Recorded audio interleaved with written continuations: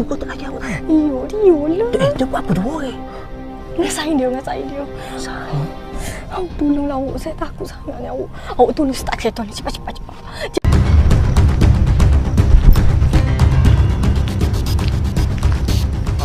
Warna apa?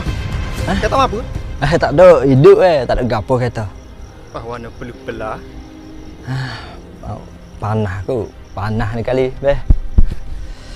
Mana beh? Tak. Lah ni aku tanya, mu ada nampak tak retina? Baju hijau, luar hitam, rambut karat sikit. Tak ada tu beh. Muka cak molek. Dok, mu jumpa moyak. Sungguh kita lama dah duduk sini. Sang kita janji kat sejak dah kita tunggu. Memang tak nampak. Kalau nampak itu ayat beh. Sungguh.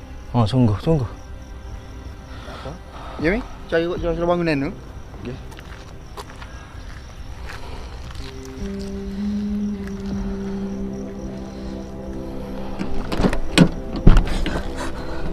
Awak. Mana? Ada lagi duk dia. Tu kau tu. Oh, nak Allah. Ada lagi ke duk dia? Tak duduk jauh tu. Duk. Tu kau tak lagi awak kan? Dia lah. Dia buat apa dua orang? Ngasain dia. Sayang. Awak tolonglah awak. Saya takut sangat ni awak. Awak tolong start kereta ni. Cepat. Cepatlah awak. Nak start kereta kau anu ni bukan kereta kita ni. Betul.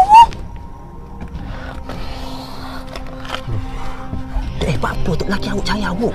Saya banyak kecil awak ni. Tadi saya dia nak bunuh saya. Hello ni awak dalam masalah besar ni. Gila kau tu lelaki nak bunuh bini. Awak tak percaya saya lagi? Okey, lo ni saya percaya. Tapi saya pun tak tahu nak lagu mana. Tolong. Ni ke bunuh ni gila. Saya tak ada tempat lain dah nak minta tolong. Hanya awak je boleh tolong saya hari ni. Ni kereta siapa ni? Mana saya tahu? Betul! La ilaha illallah, kita tengah tiba-tiba kereta ni buka. Kita masuk dah kereta ni.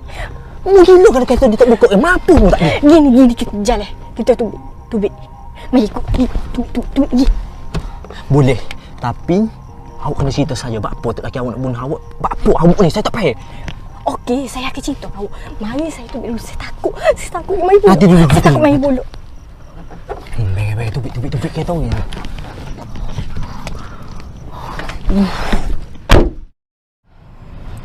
Awak saya minta maaf lah. Tak apalah. Itulah awak. Saya royak awak tak percaya. Duk, bukan gapo tiba-tiba awak mari ingat kau propok.